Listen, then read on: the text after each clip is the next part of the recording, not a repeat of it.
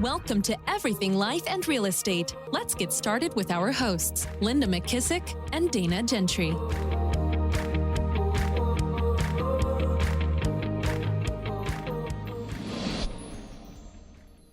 Hi, everyone. Welcome to Everything Life and Real Estate. I'm Linda McKissack. And I'm Dana Gentry. Hey, Dana. Thanks for sending me that stuff earlier. I'm trying to detoxify my house, something like that. I don't know, but I was like, Lord, what's she into today? Oh, yeah. I got a text from Linda, and it's and I know she's into something. I was like, now is Betty over there, or what's going on? She said, do you have a list of products to switch out to become toxin free? I'm like, oh, I have a whole 200 PDF attachment. That's awesome. I always know Dana's my go-to girl. So, That's hey, right. I'm pretty excited. We have some guests again today. Dana, why don't you kick us off and introduce them? Yes, very excited for our guest today. Welcome, Steven and Erica Gendel. We are so happy to have y'all, fellow KW agents, also fellow Brand Builders Group groupies as well. So thank y'all for coming on. Thanks for having us. We appreciate it.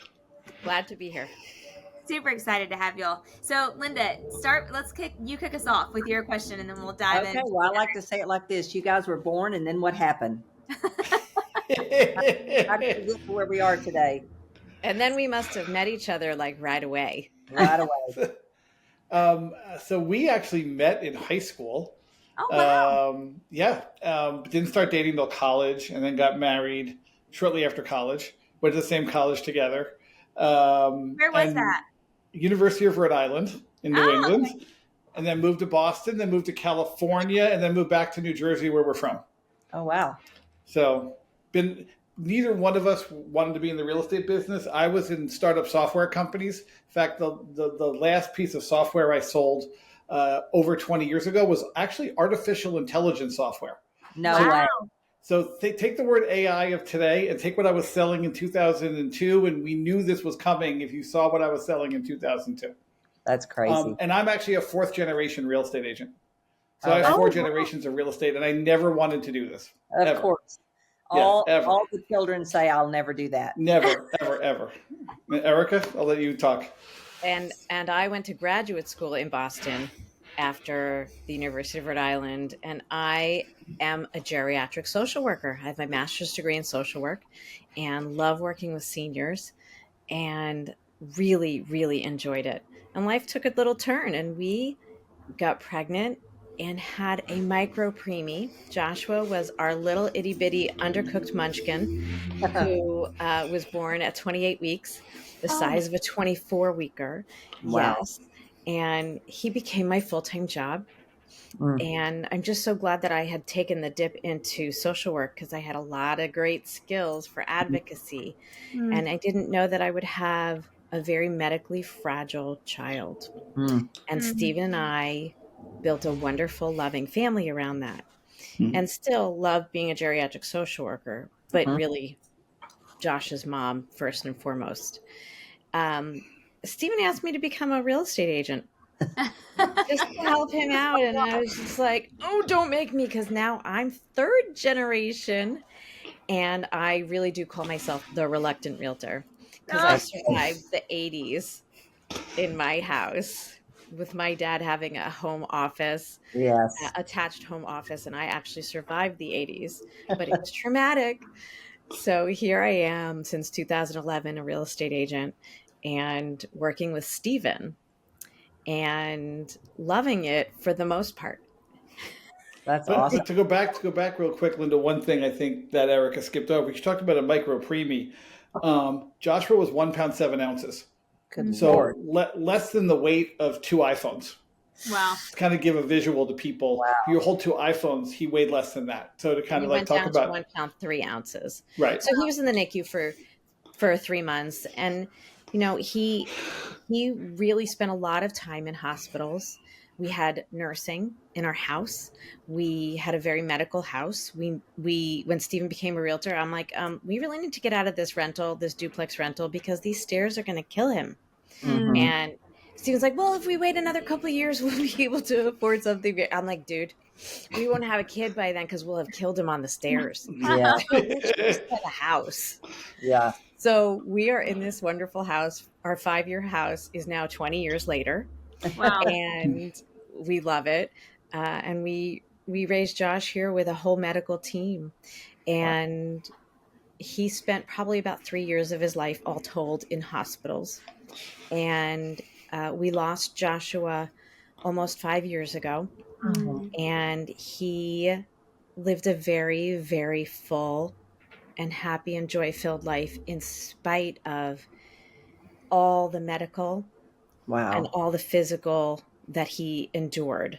He had over 50 neurosurgeries, 4 major GI surgeries, countless spine surgeries, and he had a lot of infections.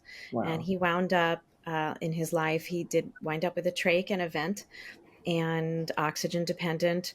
And I'm so grateful that we had the wonderful team of providers that we had assembled and the amazing nurses that lived in our home, that we were living in a fishbowl. We ran an intensive care unit out of our house.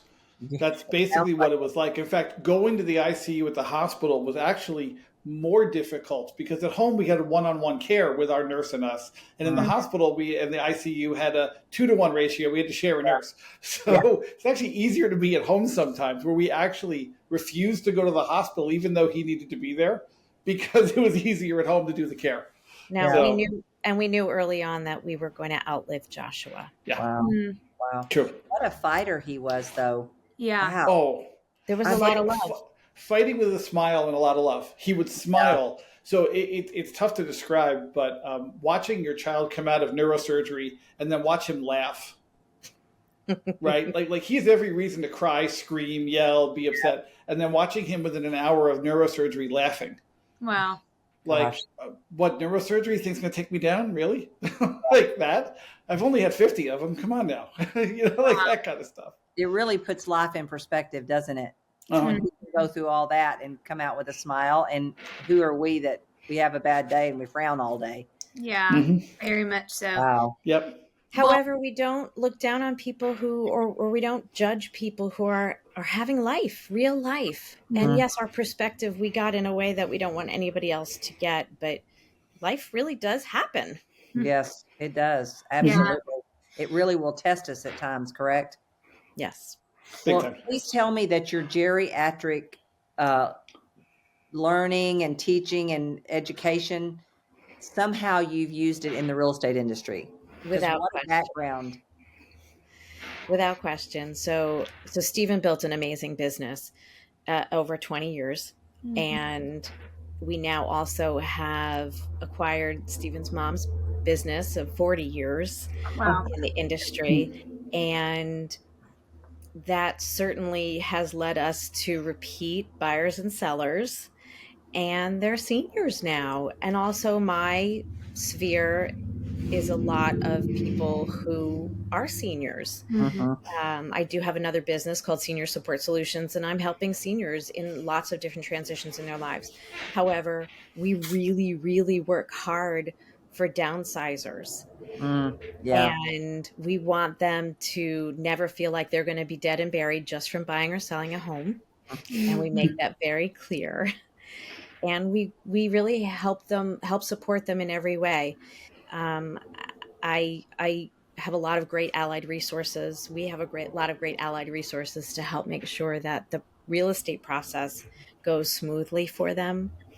And I think our perspective of having Joshua also gives us the opportunity to really focus on communication, be in gratitude, and make sure that there's fun involved in all that we do.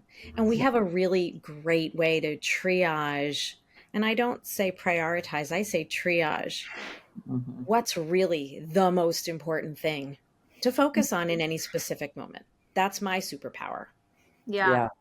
Yeah. Well, sorry, Stephen. I was just going to say, one of the things that you and I talked about is, Linda has done brand builders. I've been brand builders. You guys have done brand builders. And one of the things that all of us have learned from Rory Vaden is you are perfectly positioned to serve the person that you used to be, and really finding out, who are your people. And you all have so many years of experience. You've had databases that you have now, brought into, but I want you to talk a little bit about the challenges that you faced on the personal side while helping people in your business too, because that a lot of people, Linda touched on this, but I just want to go a little bit deeper into it, because a lot of times, people don't see, everybody has personal things that they're dealing with at some point in time in their life.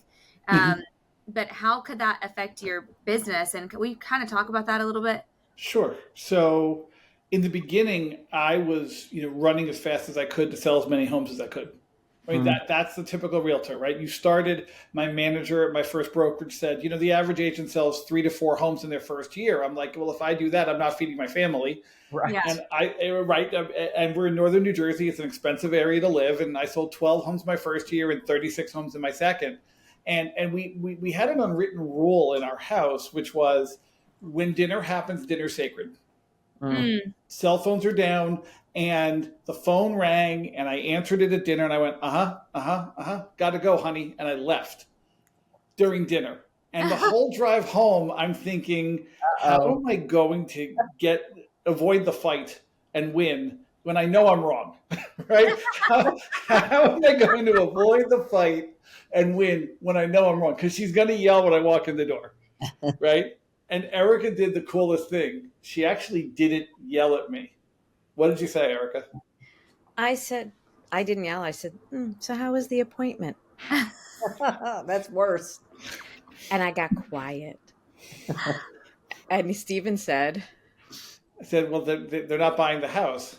I said, when the phone rang, did you know they weren't going to be your buyer for that house? And I said, yes, I knew they weren't going to buy that house. And I said, you jumped up and ran for a buyer you knew was not going to buy this house. I said, now it's time to run your business like a business. Ooh. I said, would your doctor do that if you called? Would your plumber do that if you called in the middle of his dinner, or if he had another client? Would your attorney ever do that? What about your hairstylist? They're definitely not. We wish they would, but they're not. Exactly.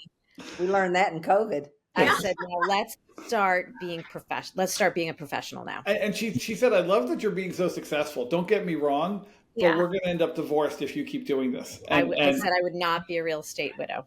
And I will not let you be a real estate widow. And it would kind of knife me in the heart and twist it a little bit, because I had to now come up with ways to be different. I had to now start thinking of this okay, how do I leverage my time? How do I say no? How do I start doing real estate so radically different? And so the funniest thing is I sat down with my first coach and I said, I need to come up with a way to meet as many people as possible in as short a time as possible. How do I do that when I just took 3 listings on a Sunday? And we came up with the concept of doing an open house on a Sunday for 30 minutes long. Because Erica didn't always have nursing on Sunday afternoons. A lot of times we couldn't find a nurse. So she's like, you have to get home because I need help. And I said, well, if I did an open house for each listing for 30 minutes long, I'm going to meet triple the amount of people. I'm going to force everyone in at the same time. The price is going to go higher. My sellers are going to be happier. And I got home in an hour and a half versus 2 to 3 hours standing at one open house. I wonder if that's going to work. And it worked. My business exploded. And I was home to help Erica. And then I became known as the half an hour open house guy. It was crazy. Well, think about it. Like you guys know numbers, right? Dana, Linda, you guys know numbers. So the average person stands at an open house and meets 5 to 10 people. I was meeting 20 to 30 at 3 open houses. So I met 60. So now my database doubled the average agent. Right? Tripled the average agent. And I was home to still help her because I was only out of the house for an hour and a half to 2 hours max. Wow. Right. So we had to start changing the way we did real estate differently. Yep. to make our time better. Because every time I walked out of the house, I had this feeling like, was that the last time I saw Joshua alive? Because I knew what we were dealing with, and I wanted to be home to make sure I see him alive again and help Erica. We always had this sense of urgency. Time is really precious. Yeah. Time. Right. So we have to learn how to say no. Yeah. I had to tell clients, no, that doesn't work, but I have to see the home now. I'm like, then I'm not the right agent for you. Like, it's okay. It's okay. We're just going to walk away and be very picky over our clients and who they work with. Now, I also told my clients, if you listen to what I say and you follow our system, the average person takes 8 to 12 weeks to get a home, and I can get you a home in under 6 weeks. Wow. Yeah. Yep. So you have to decide what you want, but I'm not going to waste my time to show you one house. I'm not going to waste my time to show you just my listing. You have to hire us to show you any listing out there. And this is the reasons, our value proposition that we give you to get you into a home. Which, by the way, hopefully agents are listening to that, because we're back to that in a major way.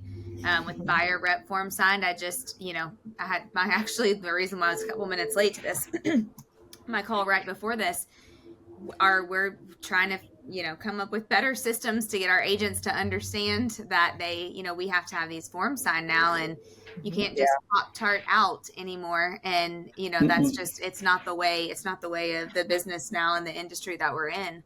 And so I love that you all have already set such a precedence of doing that for so many years. It's nice that the buyer's agency agreements are mandatory now, because now I do a Zoom call with someone, or we just had a closing on a deal where we did double end the transaction. I refused to show him the house 4 times.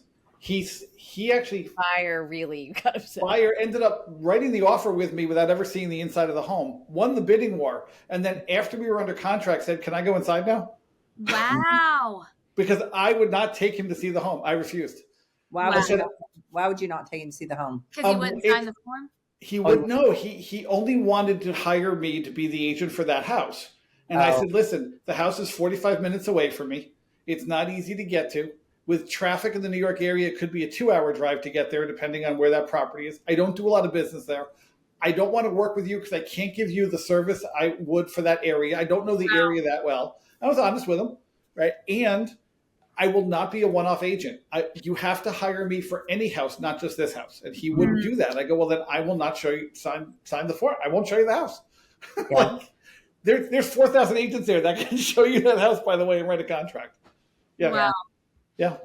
I think they rise to your standards, honestly. And I've always said, when you have a buyer who will not follow your process, they have an agenda, and that agenda has nothing to do with you getting paid. Yeah. Nope. And the ones that do eventually do it, then you'll get paid. But I think, we have to understand that they have an agenda when they won't follow your agenda. Yep. Correct. And we now know that if you listen to our advice, in 6 to 8 weeks, you'll be under contract on a home. Yeah. Which in our market area, we're still in a seller's market. So we're still in a market where you see multiple offers on a lot of properties. Oh, wow. That's interesting. We aren't seeing that in any of our markets, really. Yeah. New Jersey is an anomaly that's had a 25-year seller's market. Think about that. It's been a 25-year seller's market, and there's no metric that says it won't be ever again. Wow. There's no way it can mathematically ever not be a seller's market again. For 25 straight years. So many people buying there, and there's nothing left. The inventory levels have dropped 83% in 25 years. Wow. Yeah. And y'all don't have a lot of land left to build on, do you? We have no land left. That's it. Right. So you've got no land. You need a proximity to New York City. We've had a 25-year seller's market. And if you go back to the year 2000 and the number of homes for sale a month, and you go to the number of homes for sale today, month over month, it's 83% drop. Wow. That's crazy. Crazy. So were there any other changes that you guys have made? I know you talked about the open house, which that's such a great tip. I feel like people could go back and still do that today. We go around the country teaching a class called Win the Listing Every Time. Yeah. And so one of the things we talk about with sellers is, listen, Mr. and Mrs. Seller, every realtor that you meet with talks about how they're going to market the home. We will not talk about how we're going to market the home. We talk about our system. Yeah. We do A, B, C, D, E. We do this system in order, whether your home's $4 million or $400,000, or whether it's $200,000 or $2 million. We follow the same system because the system dictates a result. And that result's going to be a closing. So we follow a system. We don't deviate. So the systems we've put in guarantee us our time back, allowed me to be home, and I could dictate to the seller exactly what was going to happen on what day and when. And there was no guesswork involved, so that Erica knew what was happening when I was out of the house. I knew what was going on with back at the house. Like, all of this was systems. I'll give you a system we set up early before text messaging. We had an unwritten rule that she was never going to call me on a listing appointment unless it was a really 911 emergency. So our rule was if she called and hung up 3 times in a row, called, hung up, called, hung up, called, hung up, that meant 911, call her right away. Right? So before text messaging. And that only happened once at the middle of a listing appointment with a 90-year-old person. And I had to run back to the hospital because he was going into emergency neurosurgery. But everything was around, ultimate triaging the problem, having a lot of communication, saying no, guarding our yes. Like, everything had to align for us to say yes, appreciating our clients and making sure we're having fun in that whole process. With that, being really clear on our standards with the seller, that the seller was hiring our system. And that system wasn't going to deviate no matter how fancy they thought their house was, no matter what they thought the price was. We were not deviating. And if we couldn't agree on the price, we were walking away. It was my price, not their price. It's our price, not their price. I don't care what you think, what you want. I don't care that your granite countertops are granitier than your neighbor's granite countertops. They're not granitier enough to make a $50,000 price difference. It just doesn't add up. Yeah. Which that's back. I mean, we've been teaching that to our agents lately. If that, over, 78%, I think was the last number of agents now haven't been in the business 14 years. And so they don't know what it's like to be in a market like this. Right. And they don't know how to get the price adjustments or how to help their sellers understand that their price is the price. It's not the seller's price. It's, what they say the house is going to sell. And you still don't know. I mean, in a market like this, not that you guys are experiencing there, but for the rest of us, yes. I mean, now you can put a house on the market and think that you know the price and it's still sitting and the market is telling you the price. It's wild. So we have an unwritten rule. Erica knows this. We do not overprice a listing, and we will not take an overpriced listing. And what happens, Erica, what happens on day 15 if the home's still on the market? So part of our system is that on day 15, we actually... next step is to send out the reverse offer letter so that we get data. And the reverse offer is just literally 2%, 1 to 2% off of the listing price. So we want to give data, not, it's time to reduce the price, but this is actual hardcore data to everyone who's seen the house, whether it be an agent showing their client or whether it be somebody who walked in at an open house. Are you interested in the house? Are you interested in the house even for $1? Are you not interested in the house because it's not for you? And those numbers are what dictate what we ask the client to do, the seller to do. Yeah. So I have a question. So you send out the reverse offer to anybody who's looked or the agent. Have you ever had anybody buy it at that percentage, or that's now the ammo back to get a price reduction? Yeah. Both. We've got both. I think back to 2006, Linda, the first time I did something, there's always like, who's my guinea pig client? Yeah. And I get nervous. Like, are they going to go for this? And I took this listing and it expired. They were asking, I think, 810,000. I said, listen, internet pricing models, that's another system we use called internet pricing models, dictate your home should only be listed at 800,000. So we're only talking 10,000 below what he was just asking. He said, okay. I said, after 15 days, we're going to send out the reverse offer. And I sent the reverse offer out, which was 2% below. And first person responded with, I won't do the 784. I think that was the reverse offer price. I'll do 775. He's like, wow, I'll take that. And then the second person came back 10 minutes later and said, I'll do it for 750. He's like, oh, I'll take the 775. I'm like, no, time out. We have a bidding war now. So I went back to both of them and I said, give me your best by tomorrow. And the 750 went to 800,000, which was asking price. And the 775 went to 810. He's like, I was just asking 810 a week ago. like what happened? So the reverse offer became part of our system now to do either get offers, get people off, the sidelines, or go back to the seller and go, as Erica said, Mr. and Mrs. Seller, we don't want to give you feedback. Feedback is people's opinion of your home. Here's the data. That's why we use the word data of what the reverse offer has told us. The public price is this. The private reverse offer price is this. And the data says neither one is right. We have to go here now based on the data. And that takes the emotion out for the client, allows Erica and I to give them data, not opinion. Yeah. So I love this. So where do you go if no one decides to take you up on the offer? Where do you go? And then is another 15 days your other marker, or is there another marker later? Right. So we use this concept called internet pricing models, another system we have to price the home. So we price every home at a round number because the internet dictates where to be the first click. We all know people buy the first thing they click on the internet, usually 80 to 90% of the time. Mm-hmm. And when it comes to a house that's a lot of inventory, if you have a house that you're listing at $499, you're missing your buyer by $1,000. Yeah. Mm-hmm. Right. You should be 500,000 even, because if that buyer's going online searching from 5 to 550, you just lost your buyer by $1,000.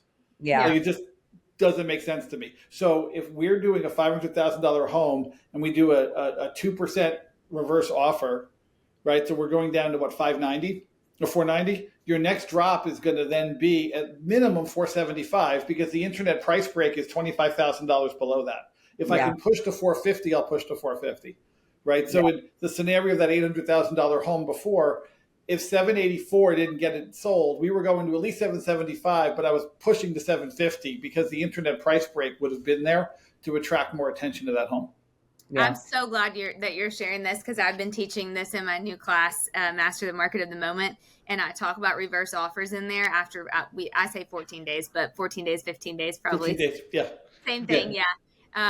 But a lot of agents have not heard of reverse offers. And I love the fact, because also when you gave the example of the 810, I mean, the people who were searching up to 800 might have been missing that because of 10 grand, but now they got, you know what I mean? Then they got to get back in there and see it. So they really can work. Mm-hmm. We systematize everything, which is why when Erica and I are on appointment, Erica says it all the time. This is our system. We don't deviate. This is our system, Mr. and Mrs. Senior, right? Because most of our clients being downsizers, there's anxiety over moving their memories, right? Yeah. And Erica's like, here's our system. Our senior move manager is going to come over. She's going to talk to you about what you can bring to your new place. So part of our system is the senior move manager. She's an allied resource. Great. Then we're going to do photos on this day, then this day, and Erica lays out the system. So there's no guesswork, and their anxiety goes down, and then they're ready to go forward. So do you guys try to get the demographic of the older clientele, and what sources do you use to attract those people? Do you do downsizing seminars? What do you do in that category? And did y'all figure that out through brand builders or no? Will you talk to us a little bit about that too? Sure. Erica, you first. So working with seniors, it kind of is just part of our sphere at this point. It's our database age. We haven't done any seminars, none. It is word of mouth. Wow. And I mean, we have a senior who just called us off of a sign. That never happens. They called us off of a sign. We have a lot in common, and they're my favorites. Now they're just the best, still skiing in their 80s. And they're just lovely people, but they called us off of a sign, and they're happy to tell everybody else they know. Yeah. They are literally sharing with everybody they know. So we're not going above and beyond. We come from a place of gratitude of, I'm not an undercover real estate agent, but then again, nor am I wearing real estate hat everywhere I go. But it's just, I hear somebody talking about it might be time. We don't need this big house. Oh, hey, I'm happy to help you with that. Mm-hmm. We've got the resources for this, that, or the other thing. Oh my goodness, your aunt is getting older and such is happening. I'm happy to help you with that. How can I make it easier for you? Even yesterday, tell them what happened yesterday. What happened? We went to a street fair and it was gorgeous, 80 degrees in New Jersey in October. Anyway, bizarre. So there was a grandma pushing her two grandchildren in a stroller, and it was there was no sidewalk. And we're like, can we help you? And she said, well, and I said, maybe the kids can walk this way and we'll help you get to your car. So we helped her get to her car. And on the way, she tells us that her husband just got diagnosed with severe Parkinson's disease. And then she kept going and talking to us about the kids' parents and how they're looking to buy a house, and she's probably going to sell their house to them. And Steven was talking to her about being the bank, selling the house to them, but being the bank for them. And we were just chatting, and we're helping her with the stroller. We're helping her with the kids. Literally, I put the stroller in our SUV. And, we were just being kind. And I gave her a card, and I said, we're happy to help you. And she wanted to ask Steven more questions. She turned the car on so the kids didn't melt in the car. And we were just chatting, and I had a card with me. Steven didn't. I wagged my finger at Steven. And, she's not going to scan a QR code on Steven's phone. No, she needs a card. Yeah. So, we just came from a place of gratitude. And then Erica said, listen, I'm a geriatric social worker. It sounds like you're going through a lot. I offer a free consultation. I think you need my help. If you want to talk for 15 minutes about what's going on, I'm happy to help. It sounds like you got a lot going on, because she's like, I've been financially wiped out because of the Parkinson's disease and the care he needs. And the 24-hour care that he needs. And Erica right away was like, we can help you. We can, it's not about selling the house. It's about family. Right. Triage. Let's triage. First is your family and your husband. Right. Yeah. Let's then move to the next thing.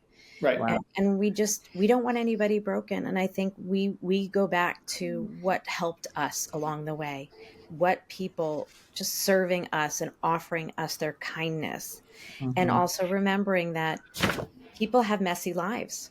Yeah. How can we still find magic? How can they still find magic and be whole? Yeah.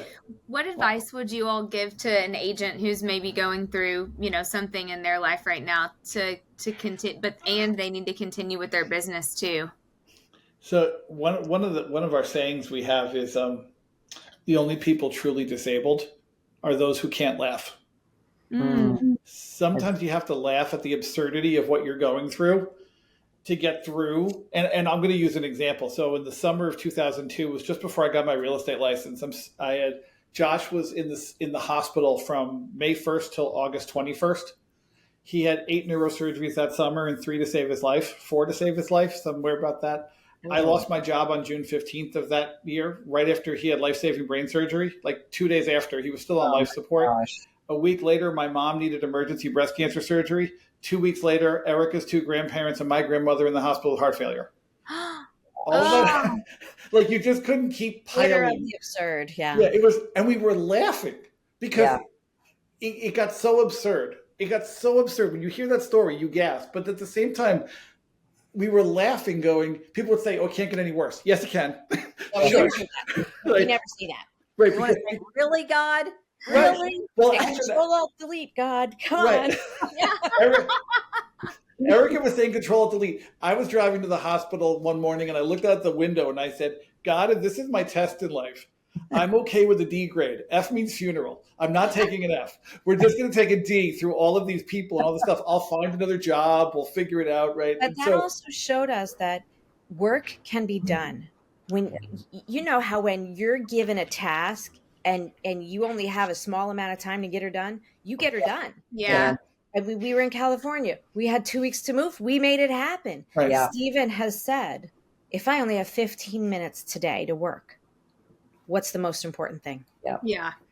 So for that agent who's got all that personal stuff and then they're still trying to work, I used to have to leave Joshua's room in the ICU, and I had 15 minutes a day to find one listing appointment or one buyer. Go. Because in 15 minutes, I got to get back, and we're on Josh again for the rest of the day.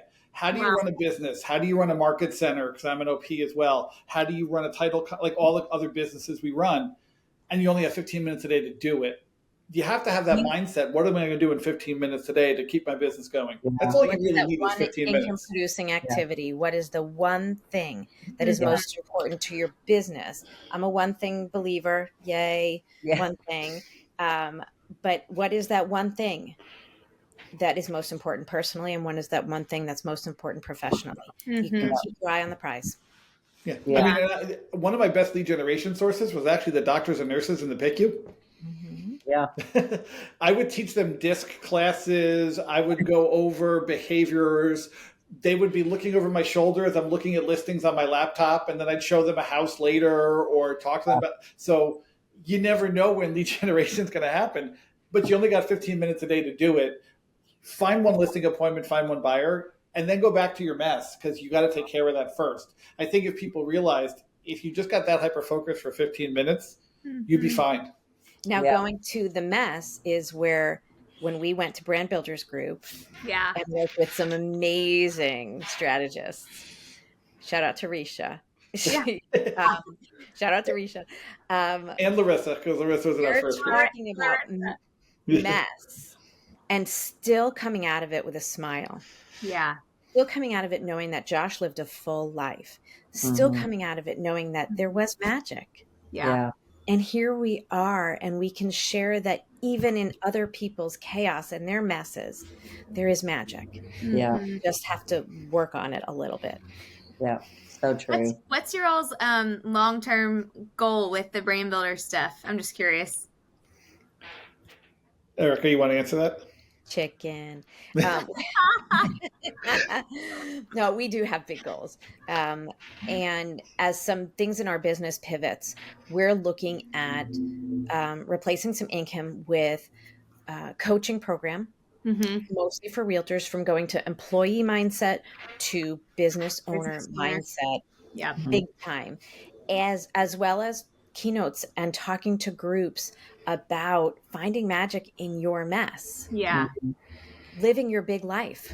And our company, our coaching is called Live Big Lab, because we want people to find their biggest, best lives. And when you're in a lab, it's messy. We want it to be messy. It's never going to be perfect. It's like being with Play-Doh and a beaker, right? It's going to be messy, but there's magic when you really look at it, because we laughed a lot, and people would look at us and be like, how can you be laughing with all this, right? Yeah. Like the average person's day is they start out, they start working, and they whether they work out, they build to this crescendo of their day, and then they go home at night, and then they kind of calm down. When our nighttime was like a rocket shooting up, because we had medical care till 11:30 at night, and then we'd pour ourselves into bed, and at 6 a.m. it started all over again, assuming Josh did wake up in the middle of the night and machines were beeping, which would then cause all that to happen. So it was messy. And I don't want you to think that there's this Pollyanna view and I've got rose-colored glasses. Yeah. Life is hard. Life is very hard in those moments, and still today. There's nothing I wouldn't do to get that job back. Yeah. I loved it. And here we are. I still can see that there was magic in that mess. And I still have some mess, and I still have to see that there's magic. I think one of the things that Erica forgot to mention was when Josh turned 1, I made a business card for her, and the business card said President and CEO of Joshua Gendel Incorporated, with the marketing slogan I put on it, dedicated to helping Josh reach his fullest potential. And I told her, I said, every time you meet a doctor, every time you meet a therapist, every time you're with a professional that's going to support us, they need to know that you're in charge of the show.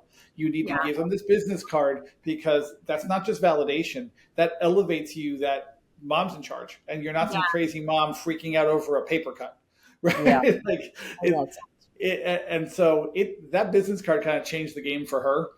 To give her the ability to be like, hey, like I'm game on, this is what I'm doing.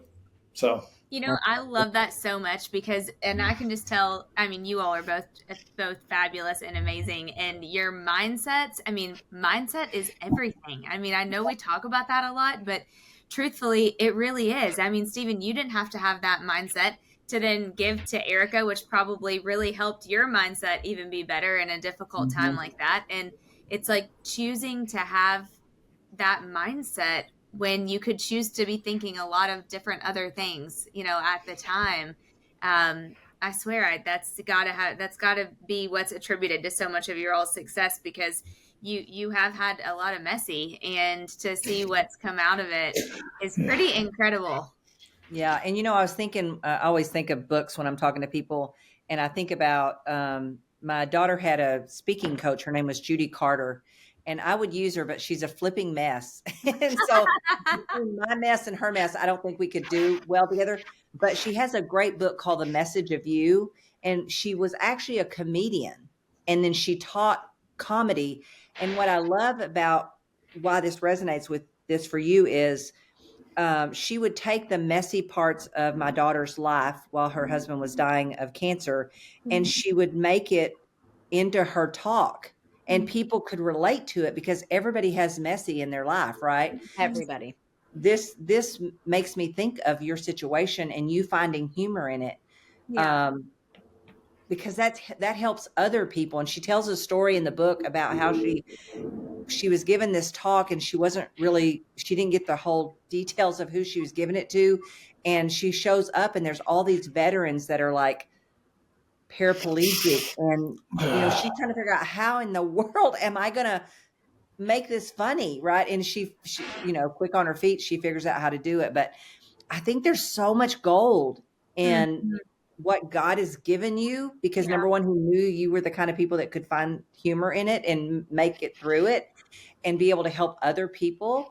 And so I love this because I think so many people have some kind of mess in their life, and you're there to help them see through it and how to succeed in spite of it, and then still not miss the joy of what you were given, because there's always a blessing. I always say, whatever you go through, when you look back, there's so many blessings that you can see after you're out of it, So I love this. What amazing. I mean, you people are amazing. You really, really are. I want to finish it off with our 3 mantras. Love to hear it. Every day is a gift. You never know what tomorrow's going to bring. And things can always be worse. Oh my gosh. So true. So true. That's beautiful. I love it. That's a perfect way to end this. And the only thing I would say is, how do people find you? How do they work with you? How do they get more of you all? So we teach a class in market centers. If market centers want us to come out, it's called Win the Listing Every Time. We do teach that. We teach a class on wealth building. We also teach a ultimate time management class on 411s, because Erica we both have a one thing coach, and we're big on 411s and 135s, or GPSs, I should say, and pounding away at those at a high level. So we teach those classes in market centers. You can reach me. It's Gendel, SGENDEL at KW.com, or my cell phone, 973-632-1359. It's probably the best way to reach me. Erica, how do they reach you? And we also are starting a coaching program for realtors who want to hear all of this and go in depth with those class topics as well as magic. And you can reach me at Erica, ERICA, Gendel, GENDEL at KW.com. Love it. Well, this has been so great. Thank you all for sharing your story and for all the amazing tips. And I mean, I took a page of notes, so you guys really, you guys really did a great job. And I know that it'll touch the people that it needs to touch. And thank you. Thank you all so much for being on and sharing. Thanks for having us. We appreciate it.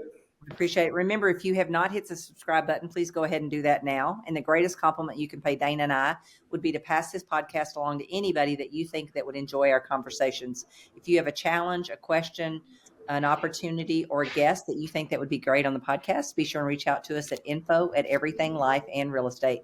Dana, I guess I'll see you next week. Steven and Erica, thank you so much. Be sure to subscribe for more business strategies and tactics to inspire you to live an abundant real estate life. Don't forget to rate and review so we can bring you the best content. Find this and other valuable information at everythinglifeandrealestate.com.